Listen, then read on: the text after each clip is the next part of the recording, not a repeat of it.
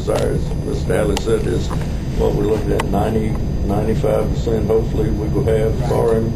And certainly we would hope that would indicate our willingness to provide the information to him. And then I imagine at that point we'll just have to wait and see what the governor. Have y'all met as a group with the governor? Never. Absolutely. Never. Has anyone suggested or sought that? Oh my goodness. Let me say this. You know, this is the only governor that has never met with the Employment Security Commission that I know of. I've been there 8 years. I've been there 20 and I've met with all of them. And I have myself invited the governor personally, because I've known the governor just longer than anybody around the table, to even speak to our Employers Award luncheon, which is something that we have every year. Employees across the state. We've had Congressman Clyburn, who came over from Washington to speak to it. Lindsey Graham flew in from Washington to speak to it. We've had Andre Bauer. We had Speaker of the House.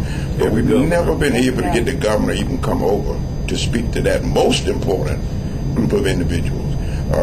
And we've invited him, but he has never been to the office and never met with us. The governor, in I think 2003, right after I got elected to the commission, I believe in 2003, we had a meeting then with Eddie Gunn. Y'all remember Eddie Gunn? Mm-hmm. The governor stuck his head in the door and said hello. That was it. And that was it. And another time we were meeting with Henry White, who was his chief of staff, and he stuck his head, but he left some denim in the office. I guess he changed for a press conference or something, and reached in and got his denim, and that's the only time he's been involved. Never spoke. But we've never talked to the governor. But then you left his jeans.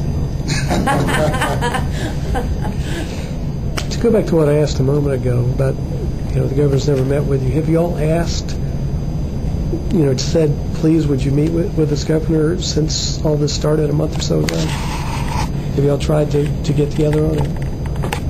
Well, anytime, when we went, the last 2 times that we went, we asked to meet with the governor. Mm-hmm. And they would call and say, the governor's office will meet with you, such and such. And we'd go in, and it was always Scott English and Joe Tucker. Mm-hmm. I personally made a call for the meeting, and of course, when I first called, really just before the election, and they said, well, the governor was going to be pretty busy, but maybe next week or week after next he'd be available. So Catherine called again and spoke to his, I guess, the scheduling person, and they said the governor was not available, but they would try to set something up, and that's when we met us.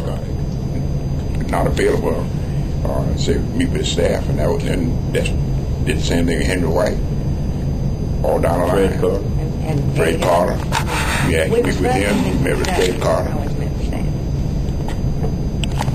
And that's not the way it was under previous governors. Oh no. I've been there 20 years, and I can honestly say from Governor Campbell, Beasley, Hodges, we would meet with them at least once a year to update, come over, tell them what the employment situation was, especially if a big company was coming in like a BMW or a Michelin or something.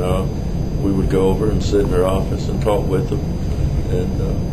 And of course, now I will say this, knew most of them socially through the legislature, certainly Beasley and Hodges I served with. So maybe I had a better relationship with those two, but I didn't serve with Governor Campbell. And he showed us the courtesy of meeting with us, and every one of them came to that employer luncheon that we're referring to. I don't think we ever had one to miss. Do you ever recall one missing? It may have been 1 year they couldn't come. Sometime during their administration or their term, they certainly did that.